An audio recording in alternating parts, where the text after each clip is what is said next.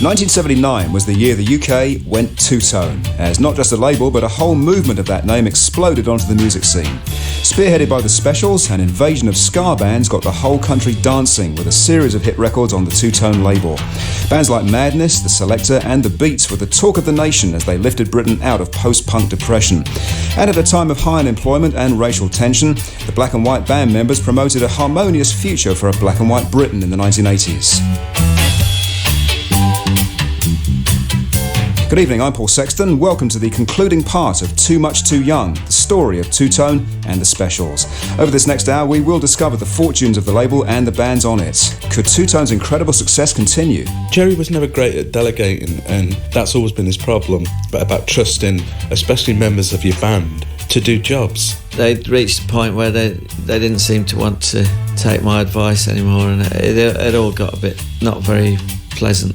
We'll find out how the Specials captured the mood of the nation with one of the greatest ever #1 singles. 1981, the summer of riots, a summer of unemployment, a summer of discontent.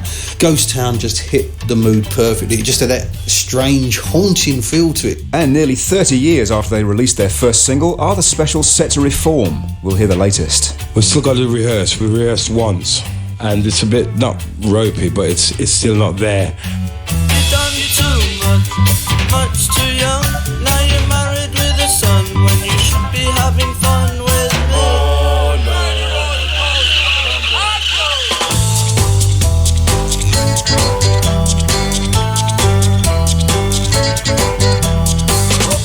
Jerry Dammer's Two-Tone record label had started 1979 borrowing money to record the Specials' debut single. By the end of the year, Two-Tone had chalked up 5 hit singles, a top 10 album and a sellout UK tour. But for the Specials, the huge workload was straining relationships in the band. Frontman Neville Staple. Them days we were getting burnt out near the end of the first album, you know what I mean? Because remember, we were a high energy band as well. Once we had the popularity, the record company, I guess, was like, okay, we're going to get our money's worth out of these lads. And we were touring like nobody's business. We were doing like Thursday, Friday, Saturday, we'd probably do 2 shows each night. And then we would go to Japan, do the same thing. We were doing it in America. To be honest with you, that's what kind of screwed us up.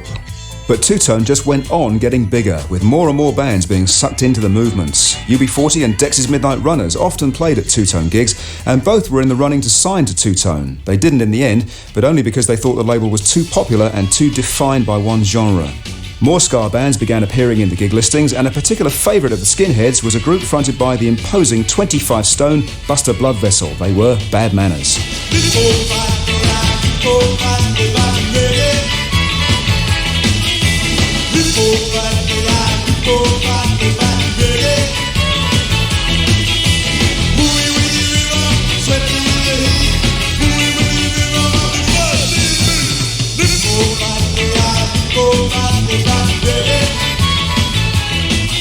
Bad Manners fan Gary Bushell. Certainly compared to the Coventry bands, Bad Manners were much more of a party band. They were much more fun. There was no politics in there, no real depth to anything they were trying to say. All I remember is Dougie Trendle, Buster Bloodvessel with this enormous 13-inch tongue and his nonsense lyrics. It's just a fantastic stage performance. Very, very popular on student circuits, very, very popular everywhere they played because they just said, tonight we're going to have a party and we're going to keep on going until we drop. By January of 1980, the British media had gone ska crazy. All the Two-Tone bands were splashed all over the music and national press. Here's The Beats' Dave Wakeling. The Mirror and the Sun had got black and white checkerboard borders around the front page. It's Two-Tone Mania. So it was hardly a surprise when the Specials' next release, which was a live EP, became the first Two-Tone #1.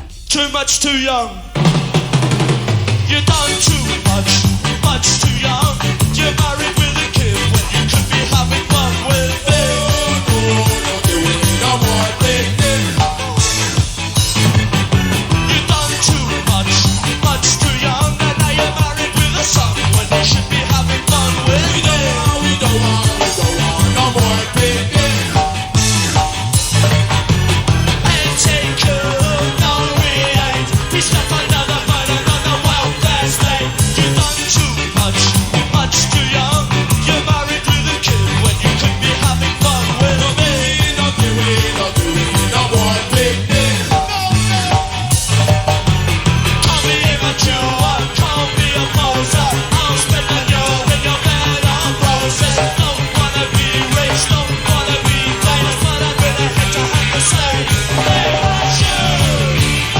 Jerry Dammers shares his inspiration for Too Much Too Young. That was just about a relationship that I had with somebody who was married. You know, it was a personal thing, but it was taken as some sort of big social comment, which is fine. You know, that's great. If the song's universal and people want to put whatever meaning that they want into it or see it as a universal thing, that's brilliant. That's great. I've no problem with that. But in fact, most of my songs were actually written on personal experience as well. I think every single song.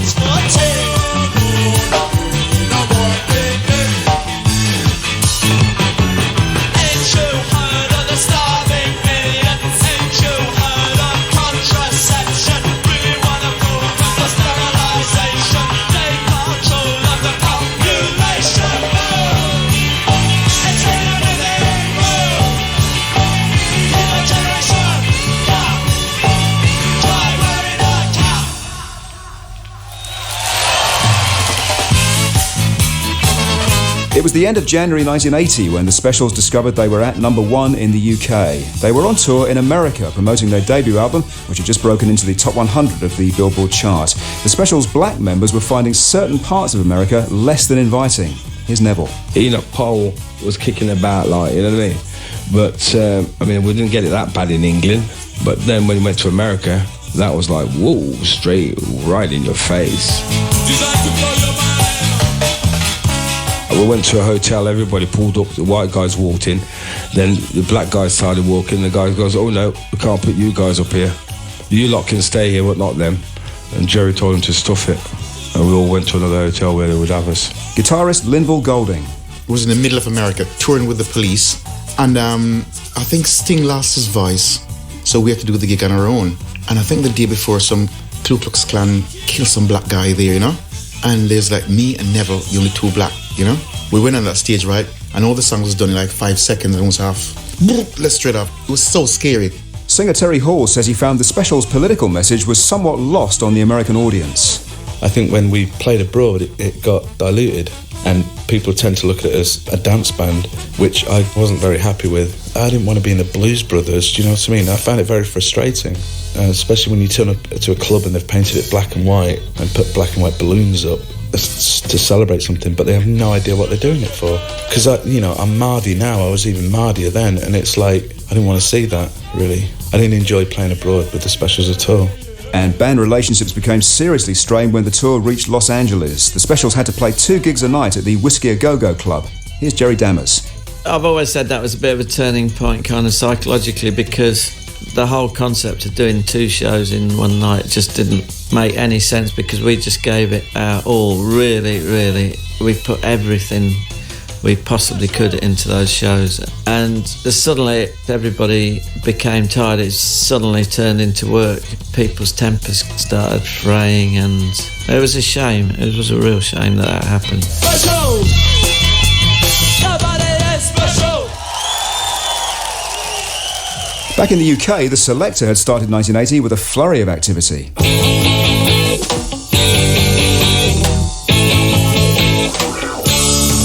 They were straight into a Coventry studio to record their debut album. It was called Too Much Pressure, and it was released on Two Tone on Valentine's Day.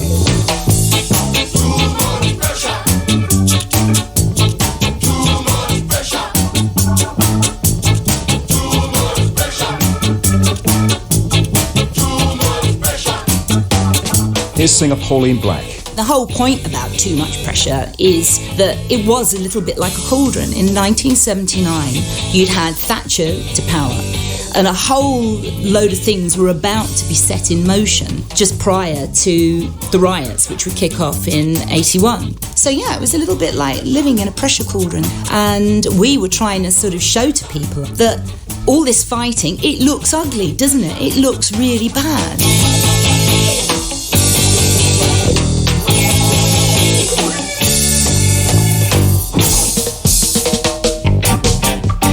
The album reached number 5, spent 3 months on the charts, and was a perfect representation of what the two-tone movement was all about. We were young black men and a black woman who felt very sharply that things like the sus laws, where you could just be picked up and, carted down the cop station for, just suspicion of presumably being in possession of curly hair or and a certain kind of skin colour, who felt that was very wrong and were unimpressed by the kind of nonsense television programmes that they had on at the time, you know, like Love Thy Neighbour or all that kind of rubbish that was around. I mean, you'd be amazed if you actually look back at the 70s now as to the kind of stuff that you just wouldn't get away with these days.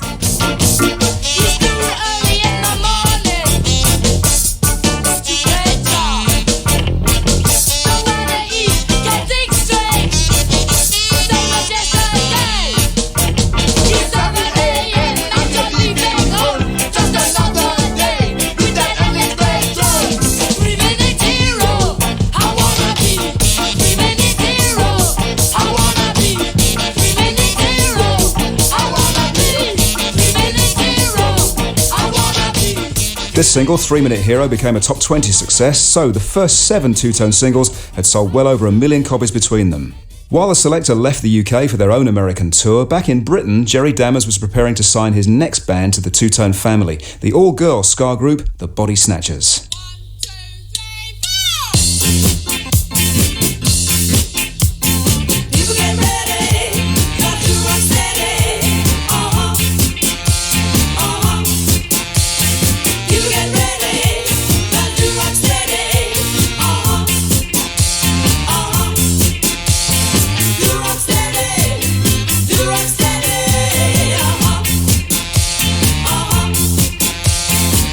Body Snatchers lead singer Rhoda Dakar. I went to see a gig and Shane McGowan was there and we were chatting, and then this girl came over and was talking to Shane, and he said, "Oh, this is Nikki." And I went, "Oh, hi." And she said, "Can you sing?" I went, "Yeah." "Do you want to be in a band?" "Yeah, all right." And that's literally how it got together. The idea for an all-girl ska group came to bassist Nikki Summers after she saw the Specials live. She soon signed up Rhoda and 5 other girls to form the band.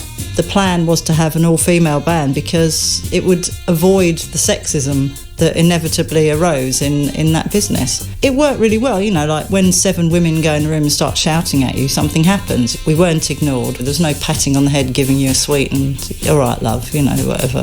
Because anyone who tried that would get everybody shouting at them at once. It was quite funny.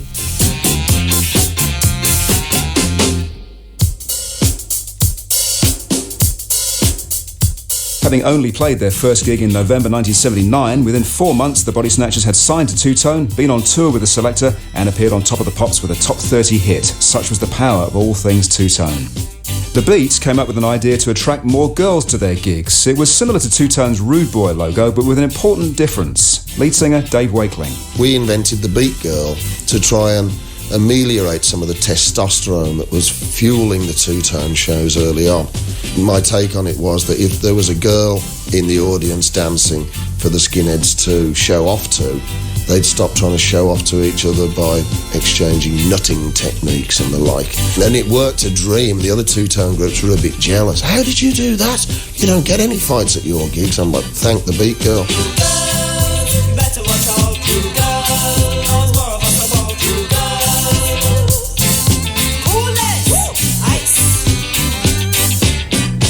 Gary Bushell. You started seeing people dressing as rude girls and it was a different vibe. It was much more for girls than punk had ever been. You saw a lot of great looking fashionable girls. Our gigs then started to have lots of girls dressed as the Beat Girl, and the skinheads sort of started coming out in their slightly more suede head uniforms rather than their battle dress. And the only downside of that was there was a bit more smell of brute in the room. It'd be a bit high sometimes. But the violence at gigs was still a problem for the rest of the two-tone bands. Fighting in the audience was now commonplace and the right-wing element was increasing.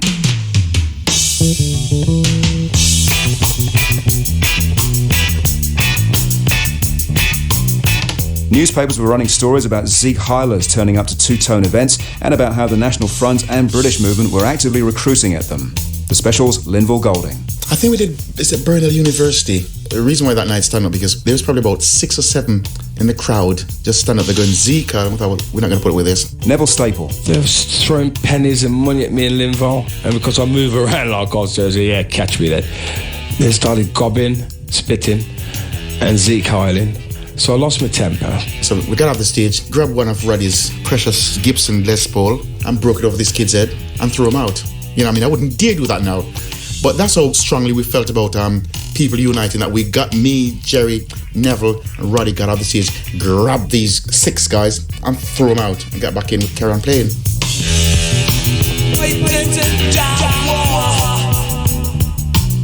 Those sort of incidents were happening at all the two-tone gigs. Here's the selector's Neil Davis. At times like that, we were playing to audiences of about 2,000 to 3,000 people. And you'd have like 10, 15, 20 people out of that 2,000 who were doing the Zieg Heiling. So often it was a simple matter to just say, what do you think of these guys down here doing this Zieg Heiling? And of course the rest of the audience have got the opportunity then to take their attention off the band and put it on these silly idiots doing the Zieg Heiling. The trouble almost became too much for the Specials' Terry Hall. I didn't want to be a part of that. Do you know what I mean? I'd rather sort of shut down doing gigs for a while and wait for that to go away, because it became a bit of a trend. And the more you played, the more likely it is to happen. And I thought we should have just shut down shop for a year or something and it would have gone away. Pauline Black. We were known as the Selector plus 6, and the Specials were known as the Specials plus 2 in certain quarters. I'm not going to spell that out, but go figure, you know? And that hurt deeply when I found that out, because to go on stage and feel like a certain portion of the audience looked on the bands in that way, I still feel very deeply hurt about. The tabloid press weren't slow to exaggerate the situation either. Journalist Gary Bushell. Because I was involved in managing bands and obviously as well as writing about them, we used to have reporters from the News of the World would turn up at the Bridge House, take a skinhead outside and ask them to see Guile for a picture for $5. So that's how they were getting their pictures. One of my mates, Si Spano, he was Jewish, he's Jewish. I said, what'd you do it for? He said, well, $5. Madness were accused by the music press of not denouncing their racist skinhead following, and the band were slow to respond to the criticism. Mike Barson. Maybe there was a moment when somebody should have said something and we were a bit slow off the gun, but it wasn't nice and it wasn't good for the band either, because later on when I went to live in Holland, I heard from certain people we'd been sort of projected as some sort of fascist sort of band, and it put a lot of people off, which is a shame because it wasn't by any stretch of the imagination true, and I think that wasn't good for our career.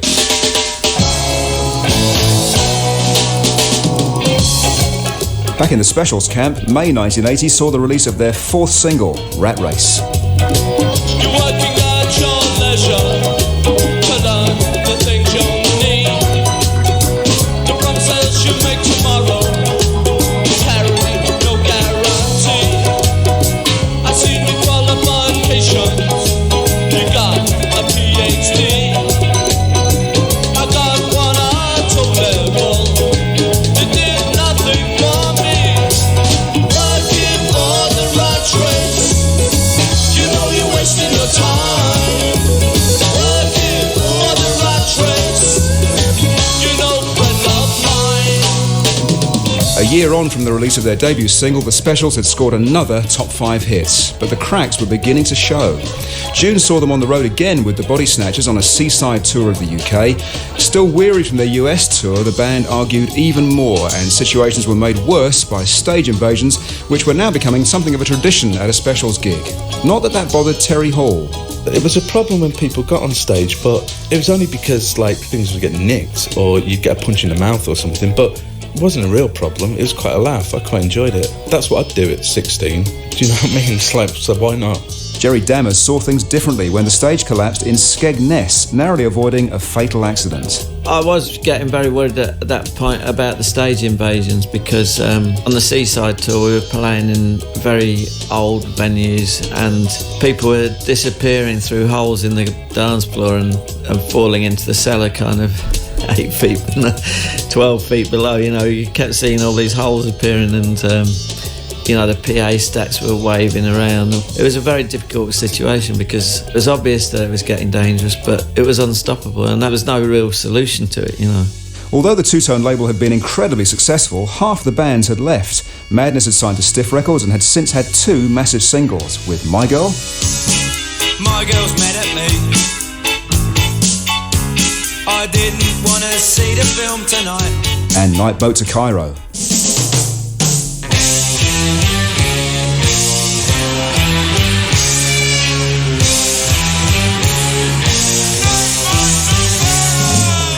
The Beats, meanwhile, were just as successful. They'd started their own label, Go Feet, via Arista Records, and released their debut album, I Just Can't Stop It, in May 1980. It spawned a top 10 follow-up to Tears of a Clown in Hands Off, She's Mine. Hands off, she's mine. Hands off, she's mine. Hands off, she's mine. Until the end of time. Hands off, she's mine. Hands off, she's mine. Two-Tone was always intended to be a stepping stone label for bands, but they needed some new signings if the label was to continue its success. Apart from that, Two-Tone's admin was in a bit of a mess. Both the Specials and the Selector were supposedly in charge of running the label, but it wasn't working out. Here's Terry Hall again. Jerry was never great at delegating, and that's always been his problem, but about trusting, especially members of your band, to do jobs and to share the responsibility. But he couldn't do that. And the Selector's Neil Davis. The Specials had become just one band looking after themselves at that point. And the idea of cooperatively running the label, although it was talked about and held as a principle, it had already moved on. I've got friends who ran Factory Records in Manchester. It's very, very similar, where you want to do everything in good faith, but unless you've got somebody, not even with a business head, just somebody with a bit of sense, you need someone to look after it, because there are too many checks coming in and out, just real basic things, and you've got to deal with VAT, and we didn't do that at all, and it was a bit of a nightmare. It started to become quite chaotic, to the point where we felt as a band, as regards being quotes in charge of or running Two-Tone, it was becoming irrelevant or not being listened to. The Selector had had enough. They left and signed directly to Two-Tone's parent company, Chrysalis. You got a problem, baby. It's all over now. You thought you had it made. It's over. It's over. It's over. Missing words, just missing words, missing words. Had the Two-Tone bubble burst? In July, while the Specials toured Japan, a Two-Tone backlash seemed to come to the fore. The music press began making noises about Two-Tone being old hat, and this seemed to be confirmed when the Body Snatchers' second Two-Tone single, Easy Life, barely scraped the top 50. Was it a case of too much too young for the Body Snatchers? Singer Rhoda Dakar. We had people down at our second gig to offer us a deal. We had about 2 original songs. Of course, it was way too early. But what do you do? I mean, we didn't know that. Part of the reason why it didn't last, because we didn't have a cohesive idea of who or what we wanted to be. Signing new bands to Two-Tone was a problem as well, because lots of them didn't want to lose their identity by association with such a defined movement. Mike Barson from Madness. Right from the beginning, we didn't want to be classified as one-dimensional band, you know, because that's not what we were. You know, we were interested in making our own music. Maybe some of these bands were created because of that wave, and then they're just sort of, you know, that's like waiting for the candle to go out, really, you know, because when the whole wave gone, then there's nothing left, you know. But the Specials proved their candle hadn't gone out in September 1980 with the release of a new single. He spent his weekends with a load of blokes. He forgets the punchline when he tells a joke. He wants to stay out, he don't want to go home till his nicotine fingers are stuck down his throat. He's just a stereotype. He drinks his aging pints. He drives home days at night when he listens to his stereo. You're listening to Too Much Too Young, the story of Two-Tone Records with me, Paul Sexton, on BBC Radio 2.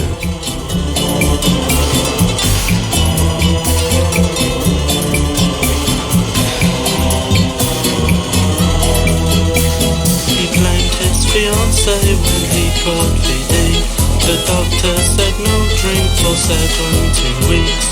He wants to go out but he has to stay home. Sit in and watch colour TV on his own. He's just a stereotype. He drinks his age in pints. He drives home pissed at night and he listens to his stereo. Stereotypes swiftly reached number 6 in the charts, proving the Specials could put out practically anything they wanted and it would still be a hit. Backed with international jet sets, its uncommercial sound showed the band had moved away from ska for their forthcoming second album, More Specials. Terry Hall.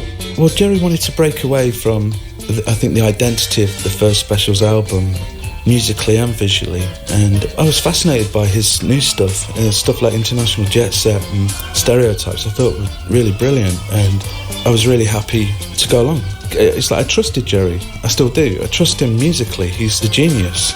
Jerry Dammers. I started getting into more and more bizarre kind of bits of music, and also on the American tour I've been listening to this strange music that they had in lifts in America that they was called music, which I actually really liked. It was all sort of vibraphones and just very, very strange, and it suited my mood of being kind of out of touch because we've been out on the road so much. So I was getting into all these different types of music that had previously been regarded as just rubbish. Safety belts and sickness bags, jet lag down the pills, duty free booze and thugs make me feel ill. A vapor trail from A to B, away from normal sanity. It all seems so absurd to me. I've seen the carpets on the walls of hotel rooms around the world. I never want to hear the screams of the teenage girls in other people's dreams. Not everyone agreed with the new direction. Here's music journalist Alexis Petridis.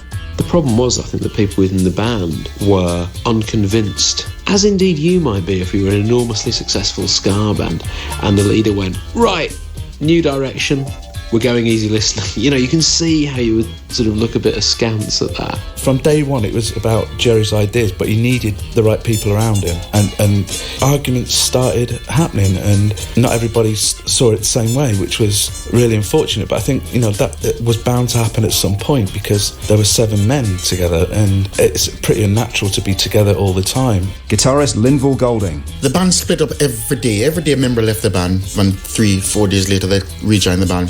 That was how that record was made. And that was pretty painful to do, you know, it was a tough record to make. And frontman Neville Staple. That's when people who wasn't in it should have looked at it from the outside and said, oh, hang on a minute. Guys, you need to take some time off, get out of each other's hair, and let the record company wait for the next bloody album another 6 months. You know what I mean?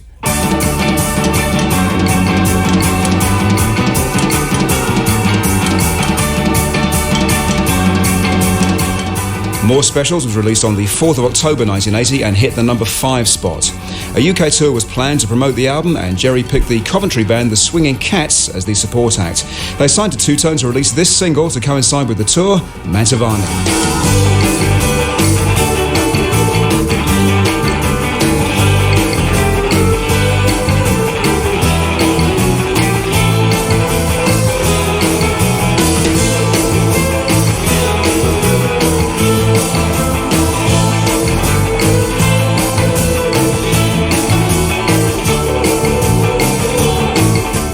The press response wasn't great though. The NME even quips, is the two-tone quality control on holiday or what?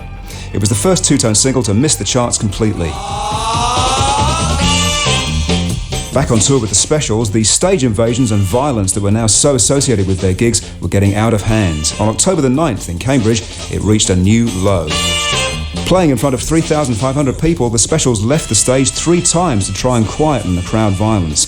The band finally abandoned the gig, but backstage the police held them responsible for all the trouble. Jerry and Terry were arrested. I still can't work out why I got arrested at Cambridge. I have no idea. I just saw a bouncer laying into a little kid and tried to stop it. And then me and Jerry got arrested for it. The crowd trouble was making touring incredibly stressful. Band relationships were at breaking points, and Jerry was losing control of the group. I was exhausted, and also the band had sort of turned against my creative leadership of it, which was very exhausting, you know, because they'd reached a point where they didn't seem to want to take my advice anymore, and it all got a bit not very pleasant. By the end of the tour, the Swinging Cats had split up, the Body Snatchers weren't far behind, and by the end of 1980, all that was left on Two-Tone were the Specials and their trombonist Rico, who released this single, Sea Cruise.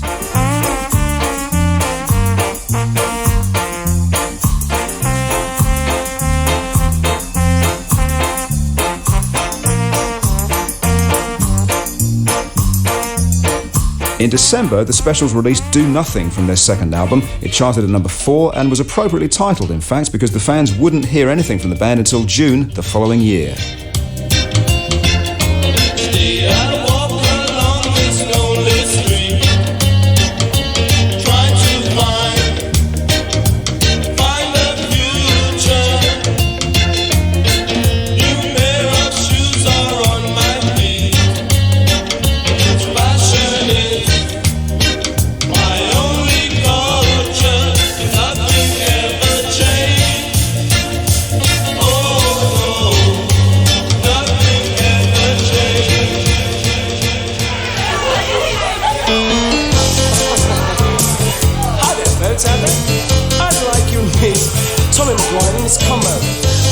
While the Specials were falling apart, Madness were going from strength to strength. They'd seen the Two-Tone backlash coming and they'd moved away from the ska sound on their second album, Absolutely. Pianist Mike Barson. That's the danger, you know, when you're going up, you know. It's all great, and then, you know, but when it reaches, sort of gets too popular, then people turn against it, don't they?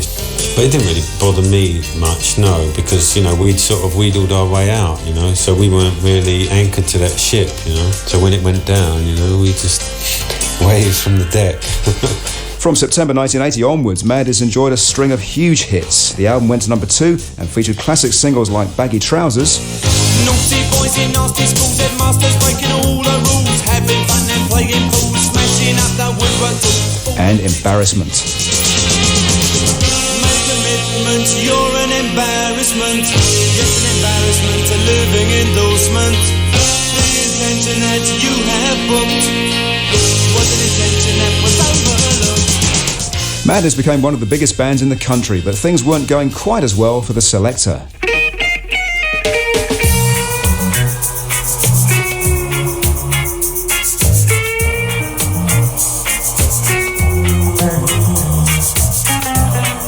After leaving Two-Tone Records, the Selector lost a few members before recording their critically acclaimed second album, Celebrate the Bullet. It was released in March 1981 on Chrysalis, but they couldn't repeat their earlier success. Singer Pauline Black. You know that it's going to be an uphill struggle when you walk into your record company and everyone there the previous week were wearing black and white and suddenly they all look like sort of, I don't know, as though they've been to a Spandau Ballet gig. And you know that the writing's on the wall then for whatever you're going to come up with. But time was against us by that time, and from a record company point of view, why have 7 people in a band when you could have 2 people in a synth? The Selector's Two-Tone debut album had reached number 5, but the follow-up didn't even make the top 40. After a few months, the band called it a day. Apart from Madness and a big-selling second album from The Beat, the last of the Two-Tone bands had all but disappeared. But the summer of 1981 would see the Specials make a spectacular comeback.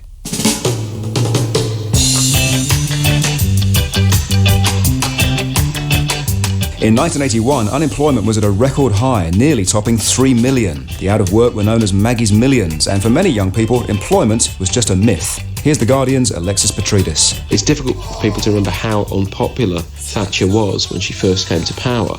Unemployment soared, the policies of her government were socially divisive, you have a woman talking about people being afraid of being swamped by another culture. It's a really bleak period.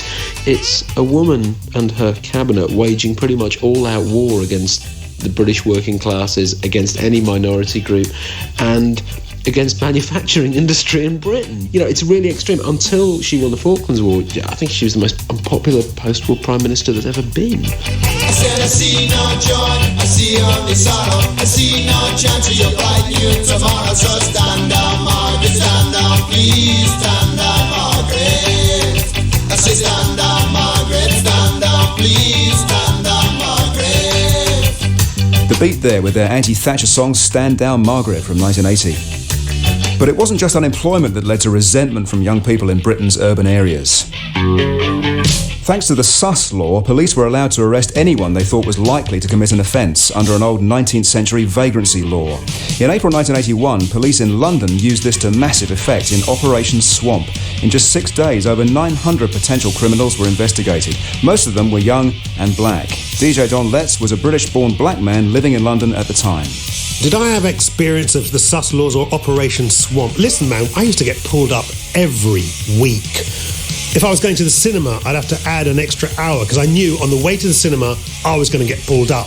Cop cars would follow you around and I'd quite often just pull up and say, look, man, don't just tell me because you're making me really nervous. You'd have to get kind of proactive and get kind of militant with these people, you know what I mean? And it was obviously going to lead to some major kind of explosion. It was like a pressure valve that had to explode. Rhoda Dakar was living in Brixton. Remember that the riots in Brixton weren't about racism, they were about how the area was policed. It was very heavy-handed policing, and everybody suffered from it. They didn't like anybody, and it wasn't specific, that was non-specific. They didn't like anybody. And the inevitable consequence was the fact that the whole country went up against it. And it wasn't about race, it was about policing. On the 11th of April, after an arrest of another young black man, anger erupted into violence at a level not seen in London for more than a century. Hundreds of youths rampaged on the streets of Brixton, fighting, burning and looting. The police lost control and hundreds of officers were injured. Don Letts was there. People must remember this about the riots, that it wasn't a black and white thing. It was a wrong and right thing. And although the media would have obviously focus on the sort of black aspect of it, you look at that footage and there's black and white youth fighting the man together. We'd all had enough. I mean, when you went to the dole office, there wasn't one queue for the black people and one queue for the white people. You were all in the same queue together. And it was just a taster of what was to come. Between the 3rd and 11th of July 1981, riots kicked off all over the country. Liverpool, Manchester, Birmingham, Leeds, Leicester, Southampton, Edinburgh, Bristol and Coventry, which are some of the places affected.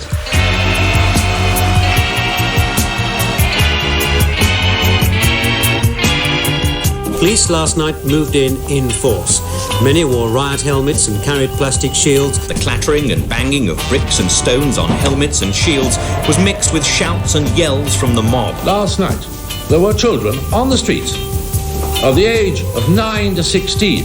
This was a night for attacking the police, and policemen were hurt in spite of the riot shields and helmets. And while Britain burned, the Specials were at number 1. This town is coming like a ghost town. All the clubs are being closed down. This place is coming like a ghost town.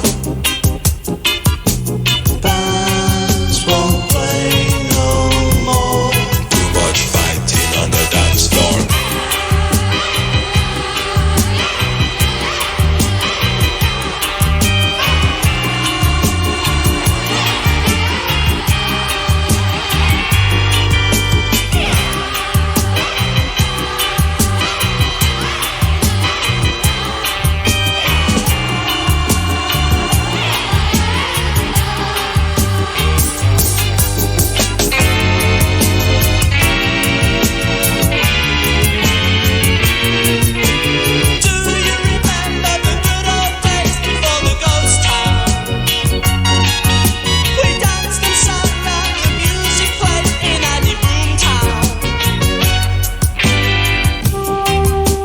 It was the Specials' first release in 6 months and it stayed at number 1 for 3 weeks. Music journalist Alexis Petridis. You read a list of towns and cities in which rioting erupted during the time Ghost Town was number 1, and it's just nuts. I mean, it's something like 32 towns or something like that. It's the worst mainland rioting Britain's ever seen in the post-war period, and at number 1 in the pop charts, you've got a record that actively appears to be commenting on the situation as it happens. That's never occurred before or since. Ghost Town is one of the great number 1 records, and it's certainly one of the most eerie sounding. Jerry Dammers brought in reggae producer John Collins to give the single its distinct feel. The Specials and Two Tone had a very sort of busy drumming style, on things like Too Much Too Young. It's like the bouncing up and down sort of rhythm, but with Ghost Town, it was more of a heavier groove. And I was into Sly and Robbie at the time and Jamaican records. The first time I saw them, Brad, the drummer, was perhaps playing a bit busy, lots of drum rolls and crashes and things. And in the studio, I got him just to set up bass drum, hi-hat and a snare. which is more like a Sly and Robbie feel. It's more like a human drum machine, and I think that helped to give Ghost Town its sort of heavy groove.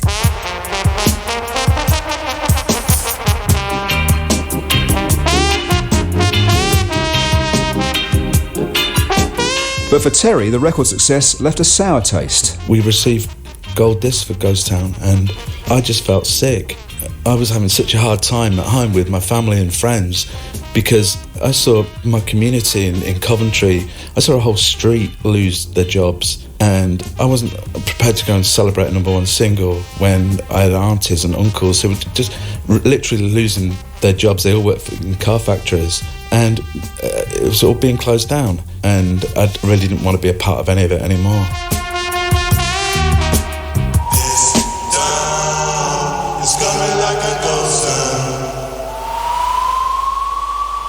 Ghost Town was back with two equally strong songs. Friday Night, Saturday Morning, written by Terry Hall, captured the life of a wage slave who drinks his week's earnings away on a Friday night.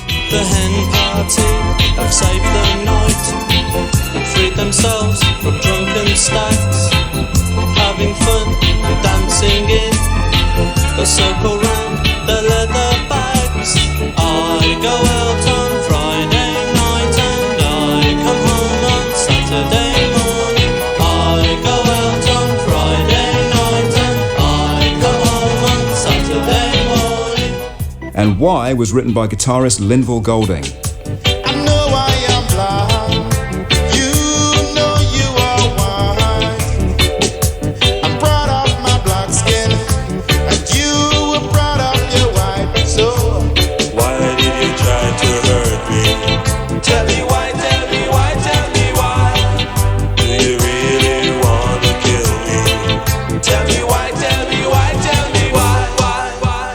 That song told of a horrific racist attack endured by Linval.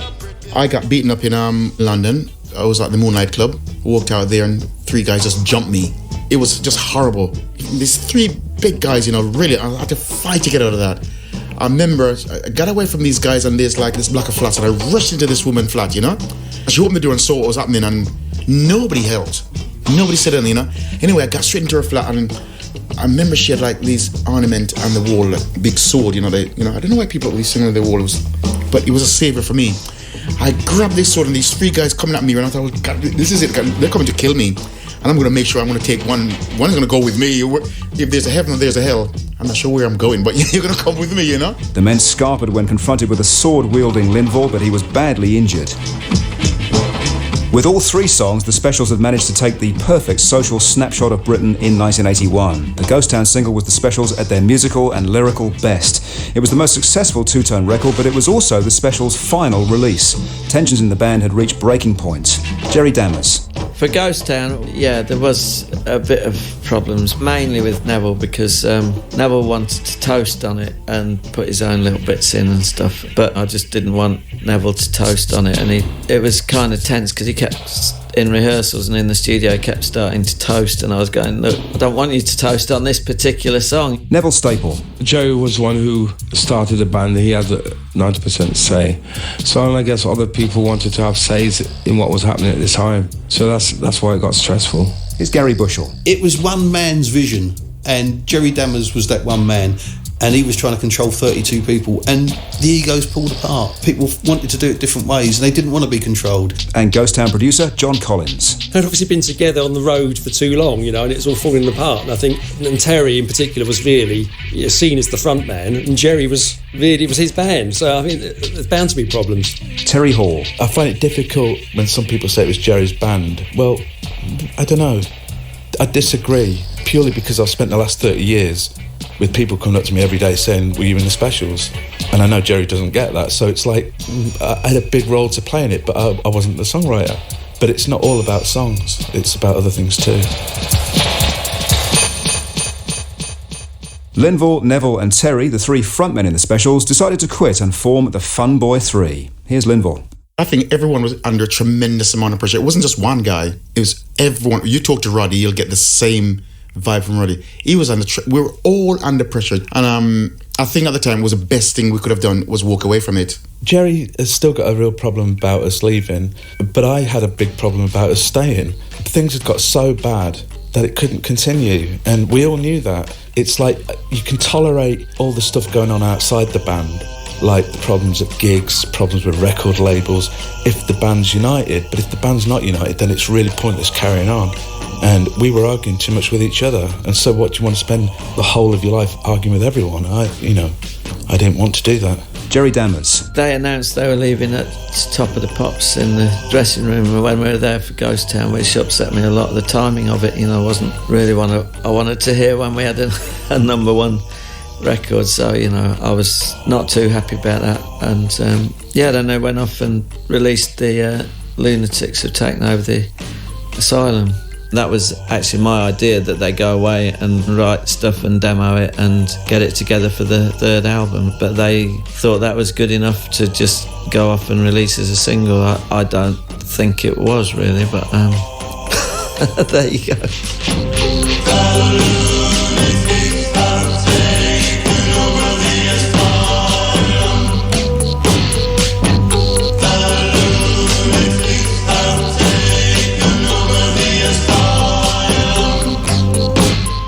Just a few weeks after announcing their departure from the Specials, Funboy 3's debut single was in the shops, and with its pitch-black humour, it climbed into the top 20. I thought we left on the perfect note. I think Ghost Town was the perfect song to split that band up with. It really was. It said it all, really. At first, it was a bit of a relief because things were very tense, and I was fed up with trying to guide the thing and trying to make it as good as possible. And I was exhausted with it, but a couple of months later it kicked in what had really happened, and I was really devastated, I suppose, is what I would say. Guitarist Roddy Radiation left not long after the Funboy 3 to form his own rockabilly band, the Tearjerkers. Only Jerry, bass player Horace and drummer Brad were left from the original Specials lineup. Jerry concentrated his efforts into the two-tone label, signing new bands like the Hicksons,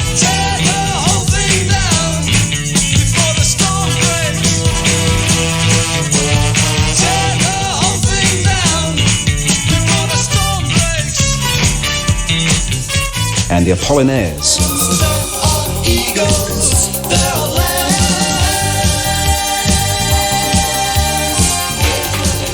But the public didn't go for them. Music journalist Alexis Petridis. There's then this weird half-life of two-tone, of all these records that nobody's actually heard.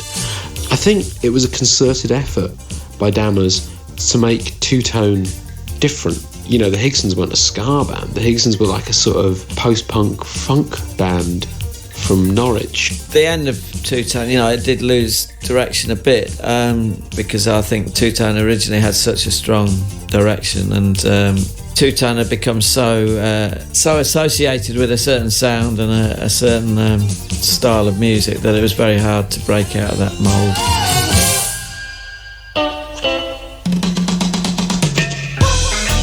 By 1982, the two-tone camp was in tatters, while Jerry picked himself up to start on a third album. Out of the original two-tone bands, only The Beat and Madness were still going. The Beat would have a big US hit with their third album, Special Beat Service, before splitting in 1983, halfway through a David Bowie tour. The members would eventually form new bands General Public and Fine Young Cannibals. Madness went on to have continuing success, with some music publications even calling them the New Kinks. They scored loads of hits for the following few years. In fact, in 1982 alone, they sold 1.5 million singles. Their biggest hit, Our House, even cracked the notoriously difficult American market.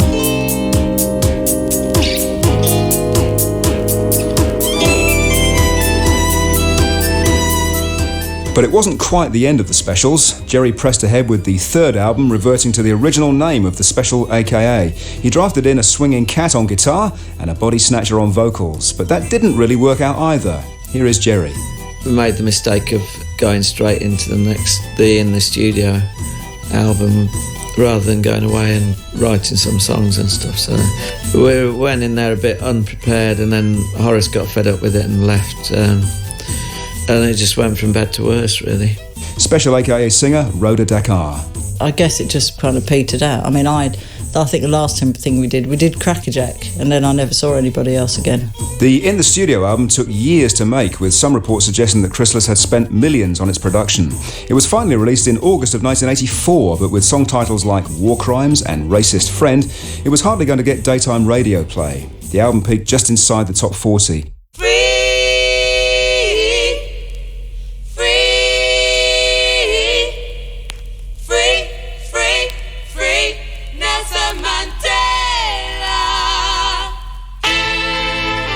The Special AKA did make the top 10 one last time with another great message song.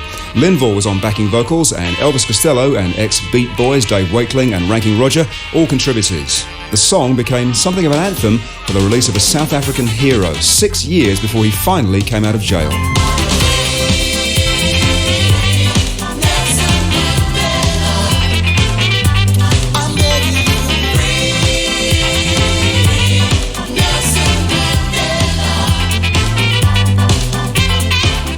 In June, Nelson Mandela's 90th birthday party concert took place in Hyde Park, and underlining how much the song still means, Jerry Dammers took to the stage in front of thousands and a TV audience of millions to perform his anthem as the show's grand finale, accompanied, slightly incongruously, by Amy Winehouse and Queen. The final release by the Special AKA was What I Like Most About You Is Your Girlfriend, sung by Jerry himself. There was talk of another single, but by then Chrysalis had finally lost patience and pulled the plug on funding Two Tone. What I like most about you is your girlfriend. It's true. Two Tone burned brightly for only a few years, but it's had a huge impact on British music. The Specials have influenced loads of great British acts like Massive Attack, Damon Albarn, The Prodigy, Lily Allen and Amy Winehouse. Here's music journalist Alexis Petridis. There is something to be said for breaking up at the height of their fame, in the Specials, they never released a bad record. They have like a completely unimpeachable legacy. Every record they made, every single they made, the 2 albums they made, are just brilliant. You can't really fault them. And Two Tone had an impact in America too. In the 1990s, the Two Tone bands were all cited as hugely influential to the so-called third wave of ska by bands like Fishbone, the Mighty Mighty Boss Tones and No Doubt. But while we're remembering the great music Two Tone produced, we should also be remembering its message. The Selector's Neil Davis. I'm very, very proud of being part of Two Tone itself, because the whole idea of Two Tone got through to enormous amounts of people all over the world. And they still stick with it, and they've passed it on to their children, and to have been part of something that's made such a difference to people. I've had a lot of feedback over the years. People really love what we did. I just think that's great. To have made some difference in that respect is something to be really proud of.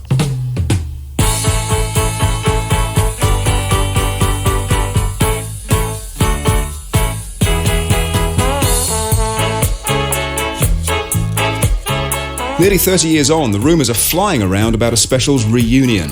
It's something that's been on the cards for years, but the less than amicable split means that relationships between the band members have been strained, to say the least. Recently, the group was seen together for the first time in absolutely ages when they were inducted into Mojo magazine's Hall of Fame. And the reunion does seem to have moved one step closer, with some of the band making noises about a possible tour later this year. Here's Linval. This idea's come around was like 5 years ago, which was the 25th anniversary. And there was talk about it, but couldn't get it together, you know. I went and meet up with like Lily Allen when she played America, and she asked me if I wanted to come and because she do a special song. I said, okay, I'll come and play with it. She asked me to introduce a song, Blank Expression, that she does with her band. And I looked at her and I goes, oh my God, Lily, you know, how old are you? 22? The last time I played this song, you weren't born yet. And I go, wow. And I look at the crowd and I think, well, and from then I just, the vibe started coming, you know something? We're coming up to our 30th anniversary. Not many bands can look back and say, you know, we've done this and it still touched 22-year-old kids today, 17-year-old kids today. I think, great, you know? Neville Staple. We've still got to rehearse. We rehearsed once. And it's a bit, not ropey, but it's still not there how we were together. But we will be rehearsing. Jerry Dammers has a band these days called the Spatial, aka Orchestra. He's still very much part of the Rock Against Racism movement. He played at the 30th anniversary event in Victoria Park in London, but he's still a bit wary of a Specials reunion. At this present time, nothing's been confirmed. We've had some discussions and we've had one trial musical get together, but I don't know at this point what's going to happen.